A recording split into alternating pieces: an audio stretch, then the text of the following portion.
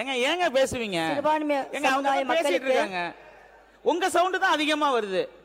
அவைய கண்ணியமா நடத்த நீங்க தான் உதவி. மேலும் பள்ளி வாசல்களில் உள்ள கொஞ்சம் சைலண்டா இருங்க. மேலும் பள்ளி வாசல்களில் உள்ள பேசாதீங்க. உமாக்களுக்கும் ஹஸ்ரத்துகளுக்கும் அரசியல் சார்பில் குடி இருக்க வீடு கட்டி தர வேண்டும். பேசுவாங்க. பிறப்புக்கும் எல்லா உயிருக்கும் கொடுத்திருக்க கொள்கையோடு உரிமையோடு நாங்கள் கேட்டுக்கொள்கிறோம்.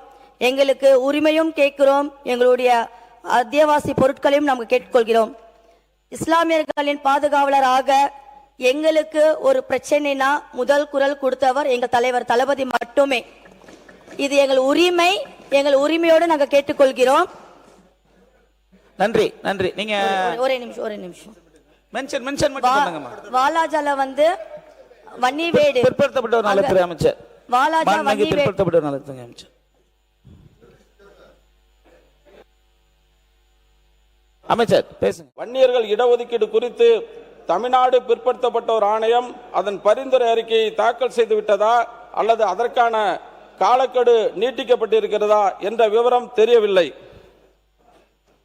தமிழ்நாட்டில் கல்வி மற்றும் வேலைவாய்ப்புகளில் வன்னியர்களுக்கு இடஒதுக்கீடு வழங்க வேண்டும் என்ற உச்சநீதிமன்ற தீர்ப்பை செயல்படுத்துவதற்கான நடவடிக்கைகள் எந்த நிலையில் உள்ளன என்பதை தமிழக அரசு விளக்க வேண்டும் என்றும், வன்னியர்களுக்கு இடஒதுக்கீடு வழங்குவதற்கான சட்டத்தை விரைந்து நிறைவேற்ற வேண்டும் என்றும் இந்த நேரத்தில் கேட்டுக்கொள்கிறேன். அமைச்சர் மாண்புமிகு பேரவைத் தலைவர் அவர்களே, நாம் வெவ்வேறு கட்சிகளை சேர்ந்தவர்களாக இருக்கலாம், ஆனால் மக்கள் பிரச்சனை என்று வரும்போது, தமிழ்நாடு என்று வரும்போது இந்த சட்டமன்றத்தில் ஒன்றாக நிற்க வேண்டும். அதுதான் ஜனநாயகத்தின் அழகு. மாண்புமிகு பேரவைத் தலைவர் அவர்களே, இப்போது திருப்பூர் தெற்கு தொகுதி மக்களின் சார்பாக முக்கியமான கோரிக்கைகள் இந்த அவையின் முன் வைக்கிறேன். முதலாவதாக, திருப்பூரில் முக்கியமான பிரச்சனை குப்பை மேலாண்மை. குப்பை என்பது வெறும் சுகாதார பிரச்சனை அல்ல,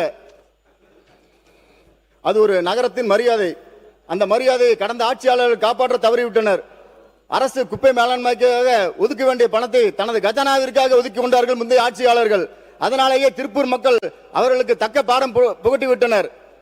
மேலும் தொழிலாளர்களுக்கு ஒருங்கிணைந்த குடியிருப்பு மற்றும் தங்குமிடம் அமைத்தல், பின்னலாடை MSME தொழில் நிறுவனங்களுக்கு மின்சார கட்டண சலுகை வழங்குதல், இவை அனைத்தும் உடனடியாக நிறைவேற்றி தருமாறு திருப்பூர் மக்களின் சார்பாக மாண்புமிகு தமிழக முதல்வர் அவர்களை கேட்டுக்கொள்கிறேன். மூன்றாவதாக கல்வி. ஜெயபாபாய் அரசு மகளிர் மேல்நிலைப்பள்ளி, பழனிமால் அரசு மகளிர் மேல்நிலைப்பள்ளி, நஞ்சப்பா அரசு ஆண்கள் மேல்நிலைப்பள்ளி, KIC அரசு ஆண்கள் மேல்நிலைப்பள்ளி வெறும் பள்ளிகள் அல்ல, திருப்பூர் மக்களின் பல தலைமுறைகளின் கனவுகளை உருவாக்கிய கல்விக்கூடங்கள். மாணவர்களின் எண்ணிக்கைக்கு ஏற்ப தேவையான ஆசிரியர் பணியிடங்களை நிரப்ப வேண்டும் என்று திருப்பூர் மக்களின் சார்பாக கல்வித்துறை அமைச்சரிடம் கேட்டுக்கொள்கிறேன். ஏன்னா திருப்பூர் தெற்கு தொகுதியில் எந்த ஒரு மாணவனும் ஆசிரியர் பற்றாக்குறையால் பாதிக்கப்படக்கூடாது என்று கூறிக்கொள்கிறேன். நான்காவதாக அடிப்படை கட்டமைப்பு. திருப்பூர் புஷ்பா தியேட்டரில் இருந்து அம்மாபாளையம் வரை போக்குவரத்து நெரிசலை கட்டுப்படுத்த வேண்டும் என்று ஒரு மிகப்பெரிய மேம்பாலத்தை அமைத்து தர வேண்டும் என்று திருப்பூர் மக்களின் சார்பாக மாண்புமிகு முதலமைச்சர் அண்ணன் அவர்களிடத்திலே கேட்டுக்கொள்கிறேன். எட்டாவது, 420 சாய ஆலைகள் மூலம் 13 கோடி லிட்டர் மறுசுழற்சி ZLD செய்து வரும் நிறுவனங்களுக்கு 203 கோடி வட்டியில்லா கடனை மானியமாக மாற்றி வழங்குமாறு கேட்டுக்கொள்கிறோம். 100% ZLD செய்தால் வட்டியில்லா கடனை மானியமாக மாற்றி தருவதாக அறிவிக்கப்பட்டுள்ளது. இப்ப நிறுவனங்கள் ZLD செய்து வருகின்றன. கடந்த ஆட்சிகளில் அவர்களது நீண்ட நாள் கோரிக்கை நிறைவேற்றப்படவில்லை.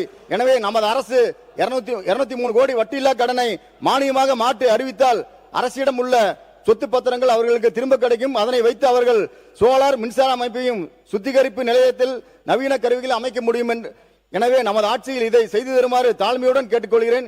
திருப்பூர் மக்களும் அதை வேண்டுகோளாக கேட்கின்றனர். மாண்புமிகு பேரவைத் தலைவர் அவர்களே, அண்ணன் விஜய் அவர்கள் ஆணைக்கிணங்க மாண்புமிகு நீர்வளத்துறை அமைச்சர் அண்ணன் ஆனந்தன் அவர்கள் வழிகாட்டுதலோடு தமிழ்நாட்டை இந்தியாவின் தலை சிறந்த மாநிலமாக மாற்றிட பல நல்ல திட்டங்களை என் தொகுதி என் மக்கள் என் பொறுப்பு என்ற முழக்கத்தோடு திருப்பூரில் இருந்து தொடங்க உள்ளேன். இது ஒரு அரசியல் வாசகம் அல்ல, இது என் வாழ்நாள் உறுதிமொழி. மாண்புமிகு பேரவைத் தலைவர் அவர்களே,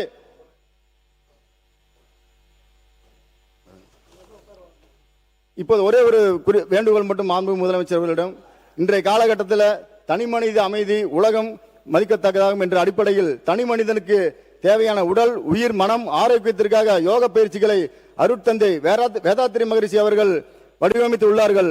இன்றைய காலகட்டத்தில் இளைஞர்களுக்கு தேவையான செயல்பாடு திறன், அறிவியல் மேம்பாடு, ஒழுக்கம் பழக்கம், கல்வி மேம்பாடு போன்றவற்றிற்காக அருட்தந்தை வேதாத்திரி மகரிஷி அவர்கள்